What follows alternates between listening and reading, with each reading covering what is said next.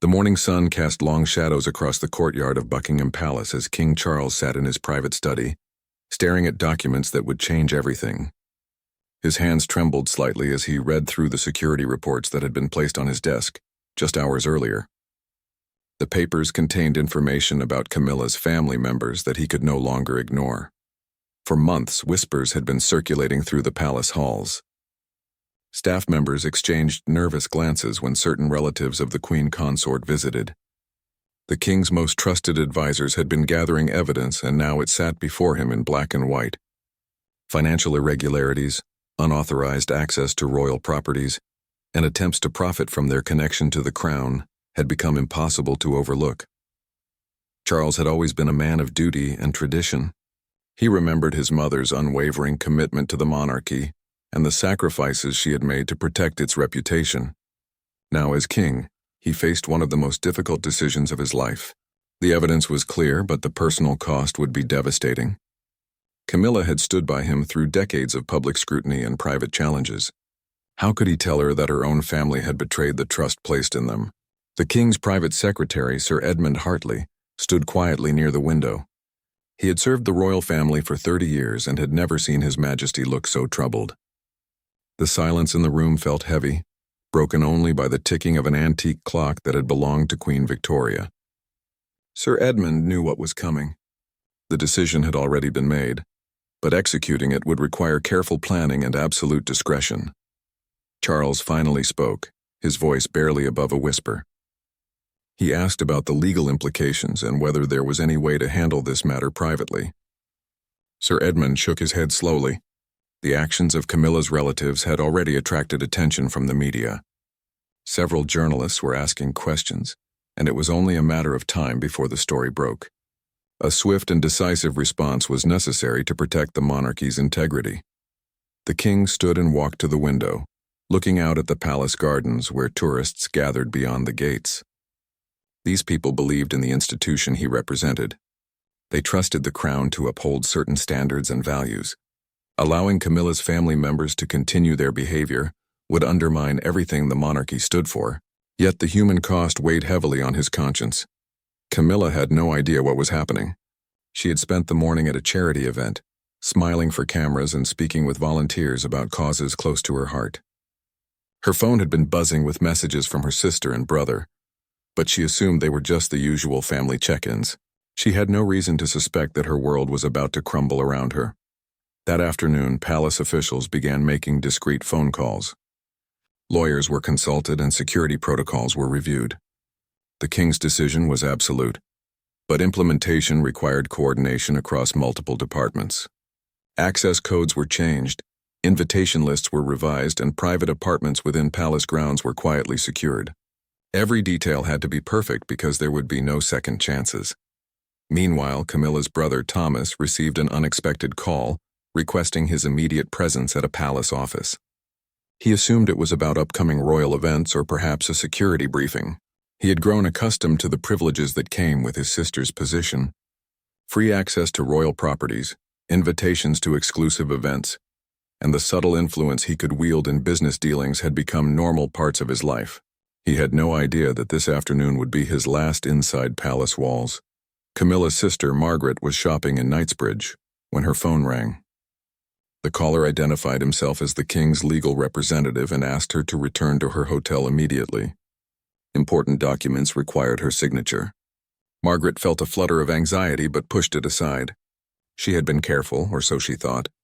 The small favors she had granted to friends, the business opportunities she had facilitated using royal connections, had all seemed harmless at the time. By evening, the wheels were in motion. Security personnel received new instructions about who was permitted on palace grounds. Staff members who had formed friendships with Camilla's relatives were reminded of their confidentiality agreements.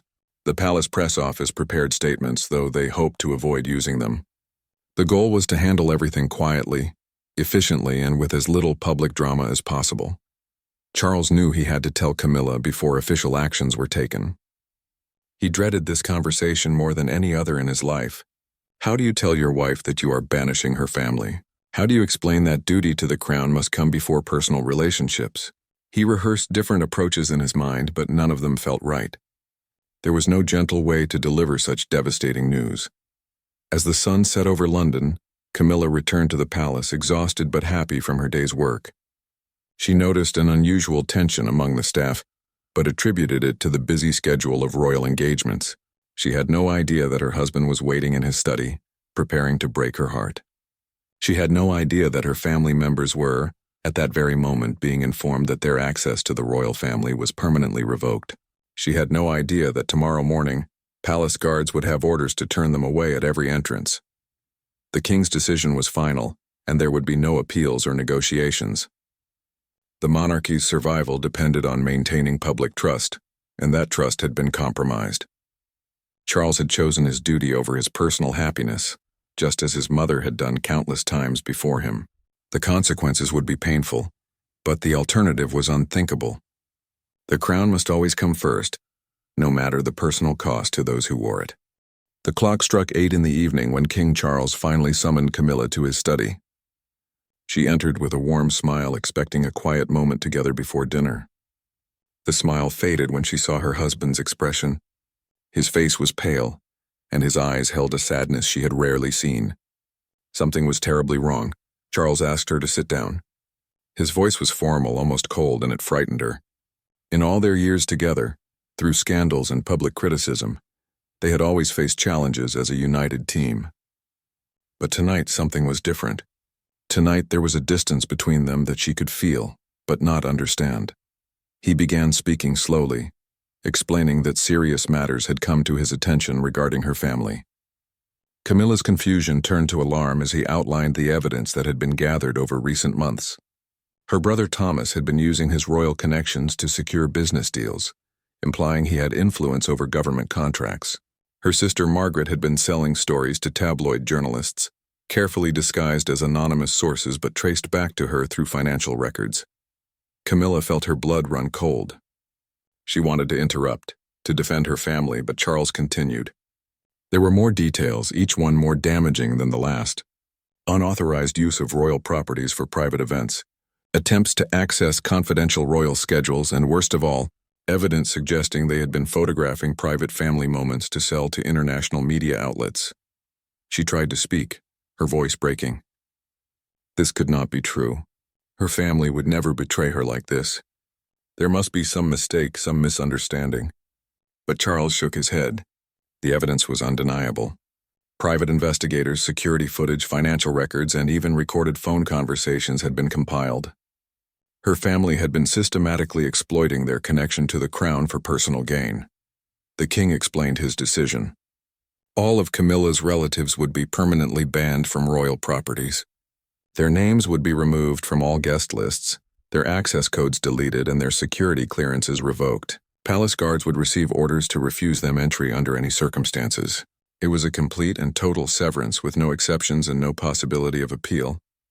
Camilla felt as though the floor was falling away beneath her. These were her family members, people she had known and loved her entire life. Yes, they could be difficult sometimes, and perhaps they had occasionally overstepped boundaries, but surely this punishment was too extreme. She begged Charles to reconsider, to give them a chance to explain or make amends. But the king remained firm. The decision was not just his own. His advisors, legal experts, and even the Prime Minister had been consulted. Everyone agreed that swift and decisive action was necessary to protect the monarchy's reputation. Public trust in the royal family was already fragile. Any hint that relatives were profiting from their connections or leaking private information could cause irreparable damage. Camilla's mind raced. She thought of family gatherings, holidays, and the small moments of joy that came from having her loved ones nearby. All of that would end. Her brother's children, her sister's family, people who had been part of her life for decades would suddenly be cut off. The isolation would be complete and permanent. She asked if she could speak with them first to understand their side of the story. Charles hesitated but then nodded. However, he warned her that nothing they said would change the outcome. The decision was final. The meeting would be purely to inform them of the consequences and to make arrangements for returning any royal property in their possession. That night, Camilla barely slept. She lay in her bedroom staring at the ceiling, trying to process what had happened. Part of her was angry at Charles for making such a drastic decision without consulting her more thoroughly. Part of her was devastated by the betrayal of her own family, and part of her felt guilty, wondering if she had somehow enabled their behavior by not setting clearer boundaries earlier. The next morning arrived too quickly. Palace officials had arranged for Camilla's relatives to come to a private meeting room. They were told it was an urgent family matter, but nothing more. Thomas arrived first, looking nervous. He had spent a sleepless night wondering what this was about. Margaret came shortly after, her usual confidence shaken by the formal tone of the summons.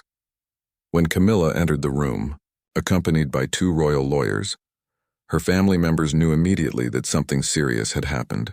She could barely look at them. Her hands were shaking, and her voice was unsteady as she began to speak. She told them about the evidence that had been collected, the investigation that had been conducted without their knowledge, and the king's final decision. Thomas tried to laugh it off at first, claiming there must be some misunderstanding. But when the lawyers began presenting documents, photographs, and financial records, his laughter died. Margaret turned pale and began to cry, but her tears brought no sympathy from the stone-faced legal representatives. Every excuse they offered was countered with hard evidence. Every denial was met with proof of their actions. Camilla watched her family crumble before her eyes. These were not evil people, she thought. They were flawed humans who had made terrible choices, seduced by proximity to power and the opportunities it presented. But their choices had consequences, and those consequences had now arrived with crushing force. The meeting ended with clear instructions. They had 24 hours to return all royal property, including gifts that had been given to them over the years. Their names would be removed from every royal database.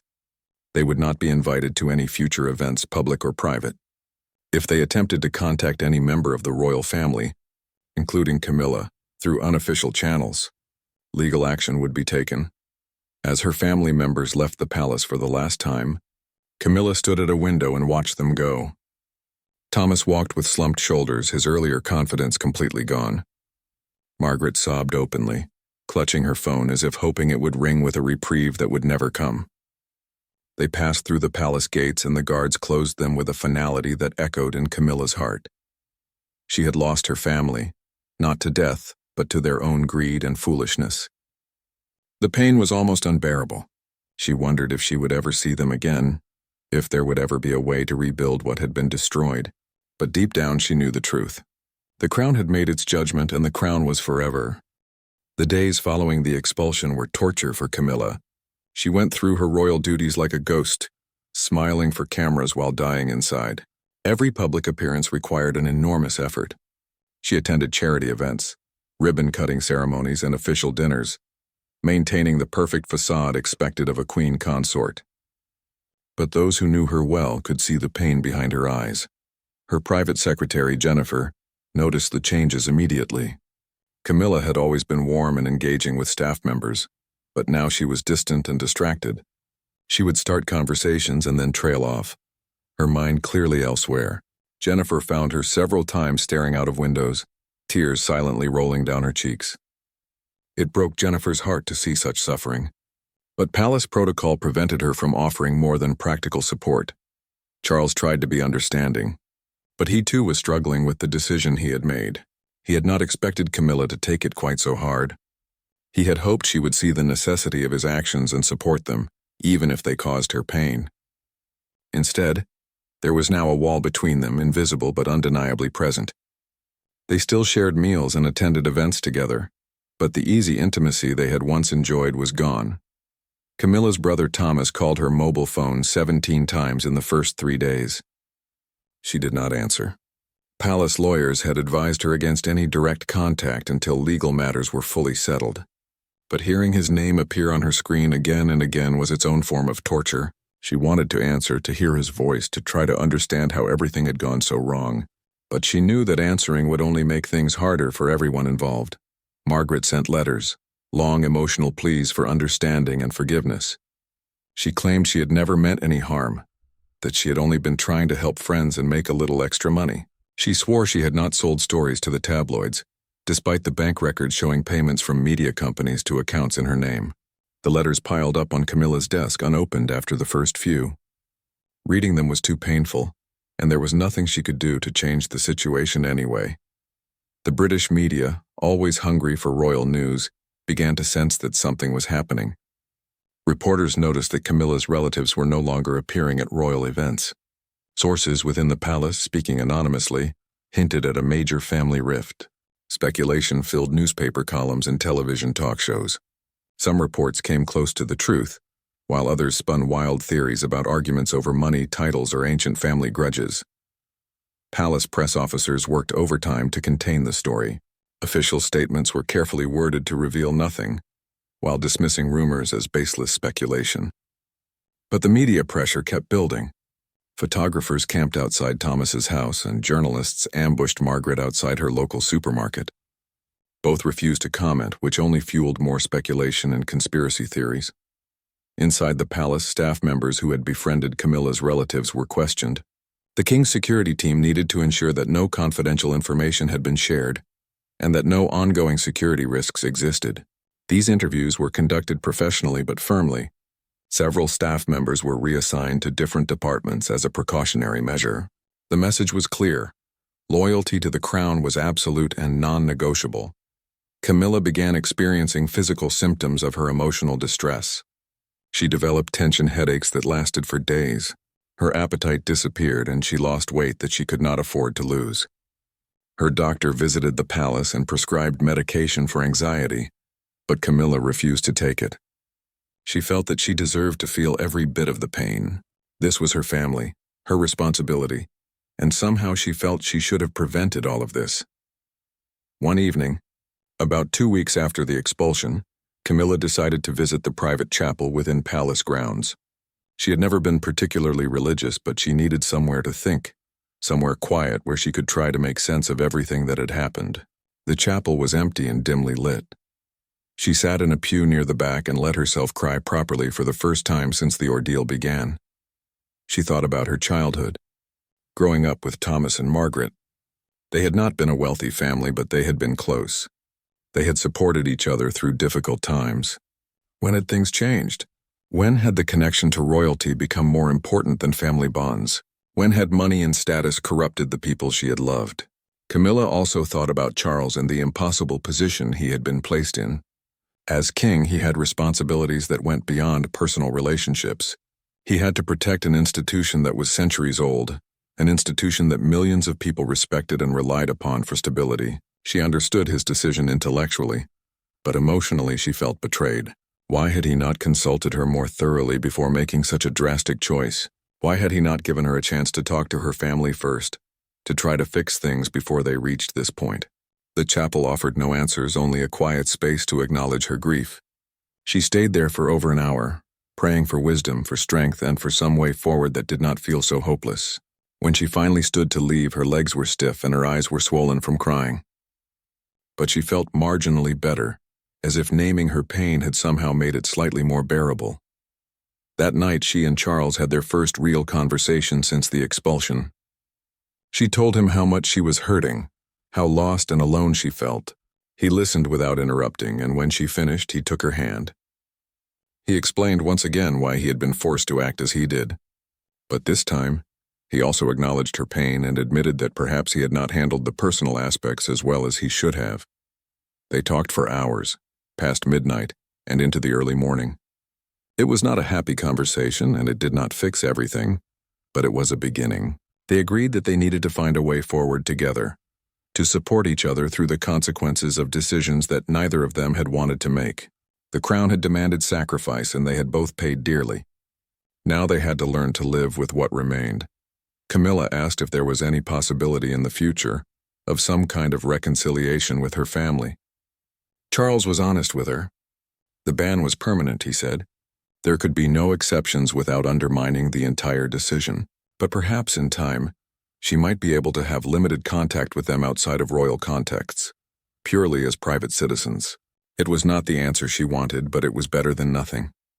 As dawn broke over London, Camilla stood once again at a palace window.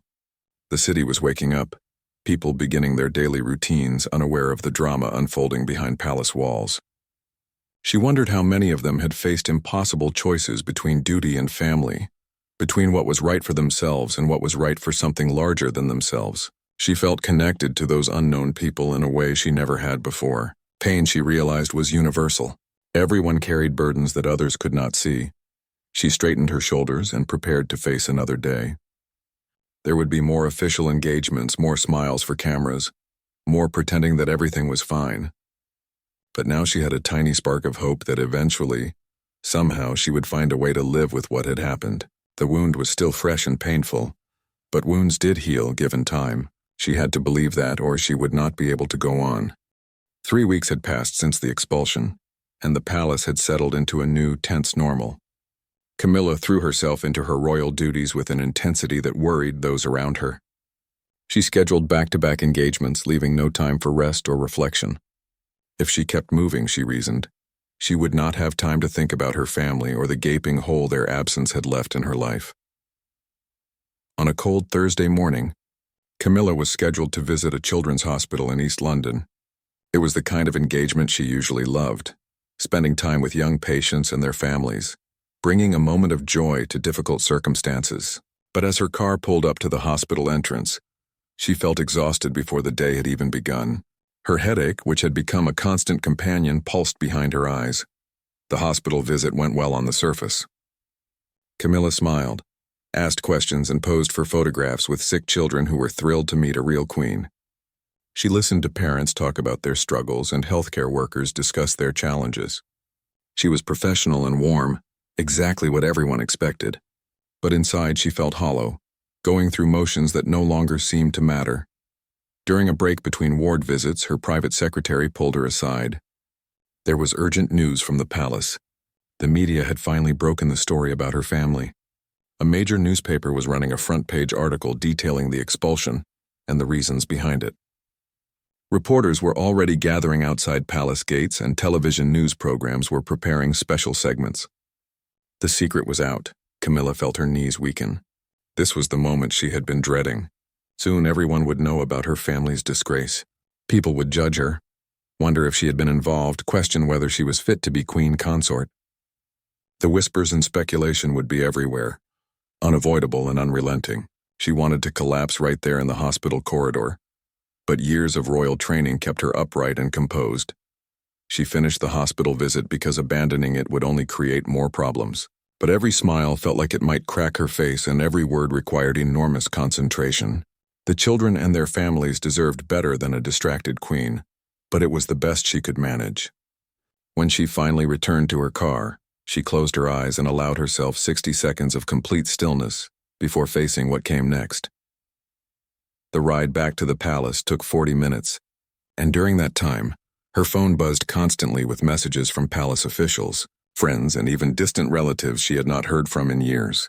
Everyone wanted to know if the news reports were true, if she was all right, if there was anything they could do. She did not read most of the messages. What could she possibly say that would make any difference? Charles was waiting when she arrived back at the palace. He had cleared his schedule to be with her during this difficult day. They met in the private sitting room, away from staff and officials. For a long moment, they just looked at each other, sharing the weight of a burden that had now become public knowledge. Charles took her hands and told her they would get through this together. She wanted to believe him, but she was not sure she had the strength.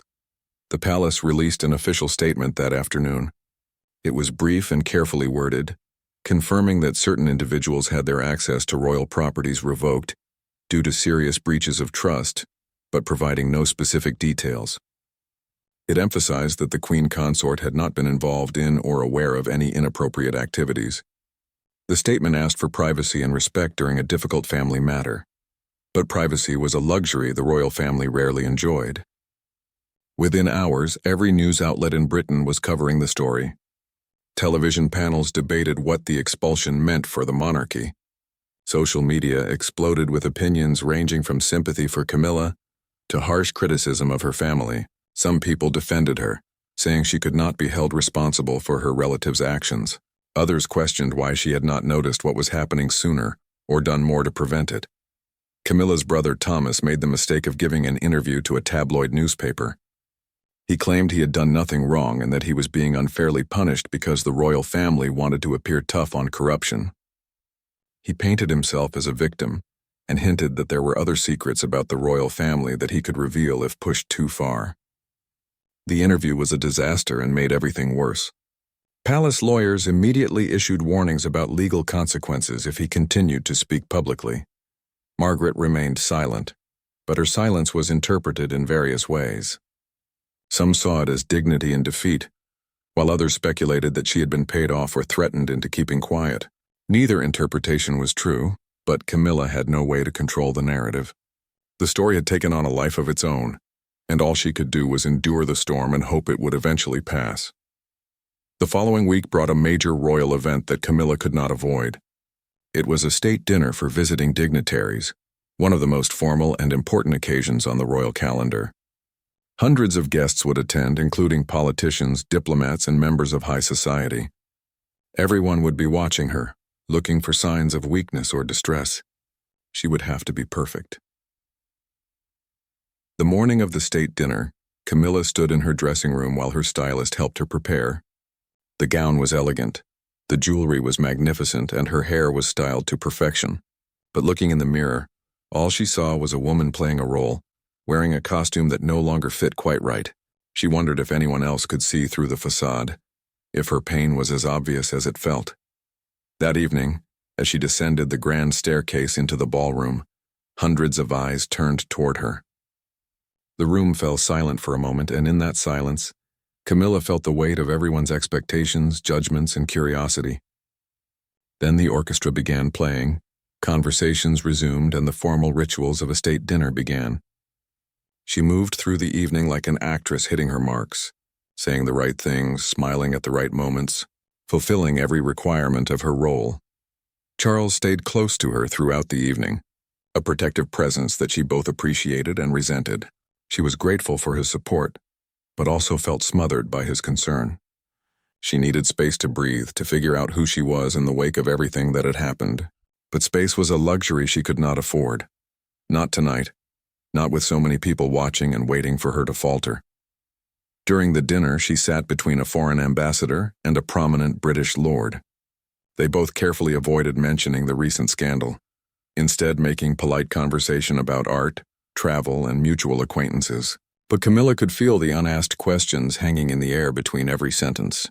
Everyone was curious, but no one was brave or rude enough to ask directly. She appreciated their restraint, but found the forced normalcy almost more difficult than direct confrontation would have been. The dinner seemed to last forever. Course after course was served, speeches were made, toasts were offered, and through it all, Camilla maintained her perfect composure. She laughed at jokes, nodded attentively during serious conversations, and projected an image of calm confidence. Inside, she was counting the minutes until she could escape to her private rooms and finally let her guard down. When the evening finally ended and the last guest had departed, Camilla climbed the stairs to her bedroom feeling completely drained. She had survived the evening, had not embarrassed herself or the crown, had fulfilled her duties as queen consort. But the cost of that success was enormous. She felt as if she had aged years in a single night, as if something essential inside her had been used up and would never be replenished. Charles came to check on her before retiring to his own rooms. He told her how proud he was of how she had handled the evening, how impressed everyone had been with her grace under pressure. She thanked him mechanically, but his praise felt hollow. She had not been graceful. She had been numb. She had not handled anything. She had simply survived. There was a difference even if no one else could see it. The breaking point came on an ordinary Tuesday morning, 6 weeks after the expulsion. Camilla had barely slept, haunted by dreams of her childhood and happier times with her family. She rose early and prepared for another day of royal engagements, mechanically going through the routine that had become her survival mechanism. Today's schedule included a visit to a military base, followed by a luncheon with women's charity organizations, and ending with a reception at the palace for Commonwealth representatives. She dressed in a smart navy suit and checked her appearance in the mirror. The reflection showed a woman who looked composed and elegant, but Camilla knew it was only a mask. Underneath, she was crumbling. The constant stress, the lack of sleep, the emotional turmoil, and the relentless public scrutiny were taking their toll. She felt fragile, as if one wrong word or unexpected event might shatter her completely. The visit to the military base started well enough. Soldiers lined up in perfect formation, and officers gave her a tour of the facilities.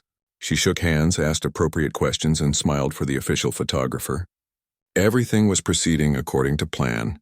Then, during a break, one of the younger soldiers approached her nervously. He wanted to thank her for the charity work she did supporting military families.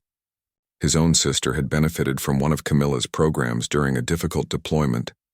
Something about his genuine gratitude and the mention of family loyalty broke through Camilla's defenses. She felt tears beginning to form and fought desperately to hold them back. She thanked the soldier quickly and turned away, pretending to examine some equipment. Her private secretary noticed her distress and smoothly redirected the tour, giving Camilla a moment to compose herself. But the damage was done. The carefully constructed walls were beginning to crack. The luncheon with the charity organizations was more challenging. These were women Camilla had worked with for years, people who knew her well and could sense that something was seriously wrong. They tried to be supportive, offering kind words and gentle questions about her well-being.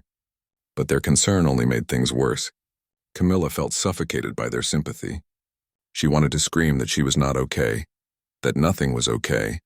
But instead she maintained her smile and assured everyone she was fine, just a bit tired. During lunch, her phone buzzed with a message from an old friend. The message contained a screenshot of a social media post from Thomas's daughter, Camilla's niece Emma. The young woman had written an angry public statement defending her father and accusing the royal family of destroying their family over minor misunderstandings. Emma's post had gone viral, with thousands of comments arguing about who was right and who was wrong. The family drama was now playing out in the most public and painful way possible. Camilla excused herself and went to the restroom. She locked herself in a stall and tried to breathe, tried to maintain control, but waves of grief and anger washed over her. Emma was only 23 years old, and now she was caught up in the scandal through no fault of her own. The girl had always looked up to Camilla, had been so proud to have an aunt who was queen consort. Now that relationship was destroyed and Emma felt betrayed and abandoned. Camilla wanted to reach out, to explain, to somehow make it right, but she knew any contact would only create more problems. She returned to the luncheon, but her mind was elsewhere. She could barely follow the conversations around her. Women were discussing charity initiatives and fundraising goals, and she nodded and made appropriate responses, but none of it seemed real or important anymore. What did any of this matter when her family was falling apart, and there was nothing she could do to stop it? The afternoon reception at the palace was supposed to be a straightforward event. Commonwealth representatives would make polite conversation, and Camilla would play her role as gracious host. She had attended hundreds of similar events without difficulty, but today every interaction felt like pushing a boulder uphill. Her smile felt frozen on her face, and her words sounded hollow in her own ears. She was standing near the main entrance greeting arrivals, when she suddenly saw Margaret through the palace windows. Her sister was outside the gates, being held back by security guards. Margaret was shouting something, crying and gesturing desperately. She must have tried to enter the palace and been refused, just as the king's orders specified. Now she was causing a scene in full view of arriving guests and curious tourists. Time seemed to slow down. Camilla watched her sister struggle against the guards, saw the pain and desperation on Margaret's face, and felt something inside her break completely. This was her sister, someone she had loved for more than 50 years, being physically restrained like a threat or a criminal. The cruelty of it, the absolute finality of the separation suddenly became too much to bear. The room started spinning. Camilla heard herself make a strange sound, something between a gasp and a sob. She reached out to steady herself against a pillar, but her legs would not support her. She felt herself falling, saw the concerned faces of guests swimming in her vision, and then everything went dark. She collapsed onto the marble floor of the palace entrance hall, unconscious before she hit the ground. Chaos erupted immediately. Palace guards rushed forward as guests gasped and backed away. Someone called for the palace doctor. Charles was summoned urgently from his office. Camilla's private secretary knelt beside her, checking for breathing and pulse while shouting instructions to staff members. Outside, Margaret saw the commotion through the gates and screamed her sister's name. struggling even harder against the security personnel restraining her. The palace doctor arrived within minutes. Camilla was still unconscious, her face pale and her breathing shallow. He quickly assessed her condition while ordering staff to clear the area and call for an ambulance as a precaution. Charles burst into the hall, his face white with shock and fear. He dropped to his knees beside his wife, taking her hand and calling her name desperately. For a moment, the king was just a frightened husband, all royal dignity forgotten in his panic. Camilla began to stir, her eyes fluttering open. She looked confused, disoriented, unable to understand why she was lying on the floor surrounded by worried faces. Then memory flooded back, and with it came a fresh wave of anguish. She tried to sit up, but the doctor gently but firmly told her to remain still. She had fainted from exhaustion and emotional distress. She needed rest, possibly hospitalization for observation. Charles helped her to a nearby chair while the doctor continued his examination. The reception had been canceled, guests ushered away with apologies and concerns for the Queen Consort's health. Staff moved efficiently to restore order, but the mood in the palace had shifted dramatically. Everyone had seen their queen collapse, had witnessed the moment when the burden became too heavy to carry. It was shocking and sobering, a reminder that even royals were human and had limits to what they could endure. Margaret was finally convinced to leave the palace gates, though it took 3 security officers and a stern warning about legal consequences. She departed in tears, devastated by what she had witnessed. She had come hoping for reconciliation, for a chance to explain and apologize.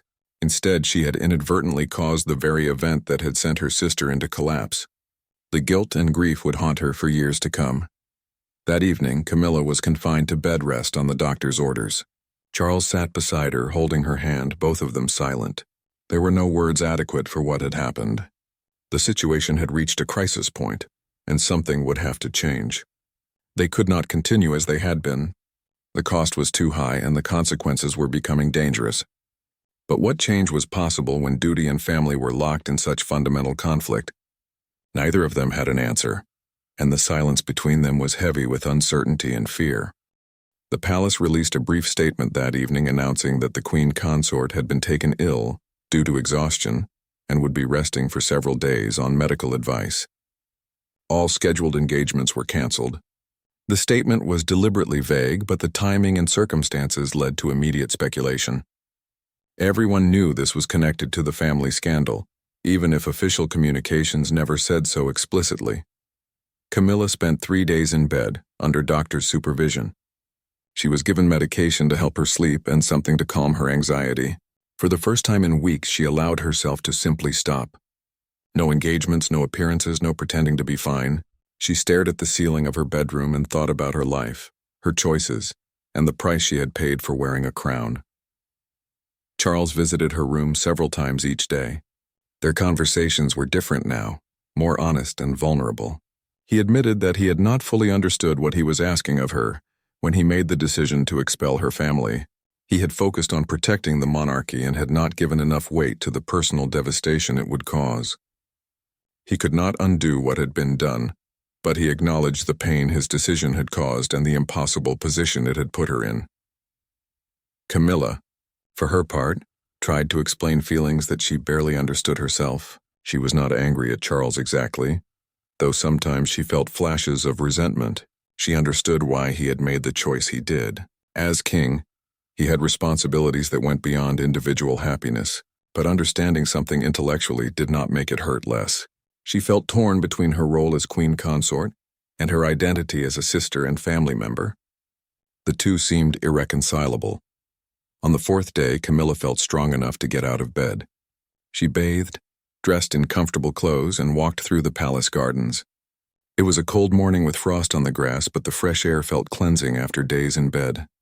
She walked for over an hour, thinking about what came next. She could not continue as she had been, that much was clear. The collapse had been her body's way of telling her that something had to change. That afternoon, she met with a therapist, something she had resisted for weeks. The palace doctor had arranged for a discreet professional who specialized in helping people deal with trauma and grief. The session was difficult. Talking about her pain made it feel more real, more present. But the therapist helped her understand that grief was not something to push through or ignore. It was something that needed to be acknowledged and processed, even when circumstances prevented easy solutions. The therapist explained that Camilla was experiencing what psychologists call ambiguous loss. Her family members were still alive, but they were lost to her nonetheless. This type of loss was often harder to process than death, because there was no clear endpoint, no funeral or ritual to mark the transition. The relationship existed in a strange limbo, neither present nor completely gone. Learning to live with that ambiguity would be a long-term challenge. Over the following weeks, Camilla slowly began to find a new equilibrium. She returned to her royal duties, but with modifications. Her schedule was reduced with more rest time built in. She worked with her therapist weekly, learning coping strategies and ways to process her grief without falling apart. She started writing in a journal, putting her thoughts and feelings on paper where they could be examined and understood, rather than swirling endlessly in her mind. Charles made efforts to be more supportive and present. He adjusted his own schedule to spend more time with Camilla, recognizing that their relationship needed attention and care. They began taking walks together in the gardens each evening, talking about their days and their feelings. It was not a solution to the larger problem, but it helped rebuild the connection between them that had been strained by crisis. The media eventually moved on to other stories. There were always new scandals and dramas to occupy public attention. Occasionally, Thomas or Margaret would appear in tabloid interviews, but their credibility was damaged, and most people lost interest. The story became old news, filed away in the public consciousness as just another chapter in the complicated history of the royal family. Camilla never spoke publicly about what had happened. Royal protocol and personal dignity prevented her from sharing her side of the story. She maintained her composure at official events and continued her charitable work. To outsiders, she appeared to have moved on, to have handled the crisis with grace and strength. Only a few people close to her knew how much effort that appearance required, how much pain remained hidden beneath the surface. 6 months after the collapse, Camilla received a letter from Emma, her niece. It was a careful, thoughtful letter, very different from the angry social media post of earlier months. Emma apologized for her public outburst and said she had come to understand, through conversations with her mother, some of what had really happened. She did not excuse her father's actions, but she expressed love for both her father and her aunt, and grief for the family that had been destroyed by poor choices and impossible circumstances. Camilla cried when she read the letter. She wanted to respond, to maintain some connection with this young woman she had watched grow up, but palace lawyers advised against it. Any communication could be misinterpreted or exploited. The ban was absolute with no exceptions, so Camilla kept the letter in a locked drawer and read it, sometimes when she needed to remember that love still existed somewhere in the wreckage of her family, relationships. Charles noticed the letter and the pain it caused.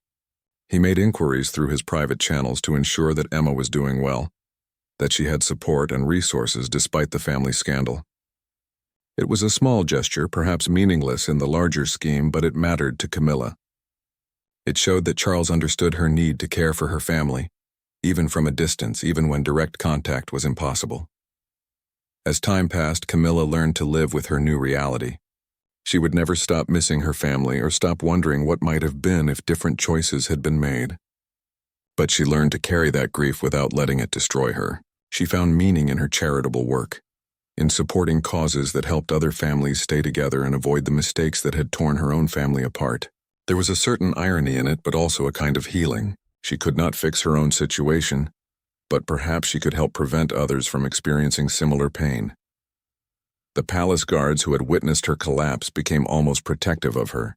They stood a little straighter when she passed, nodded respectfully, and occasionally offered small kindnesses like holding doors longer than necessary or ensuring her car was warmed on cold mornings.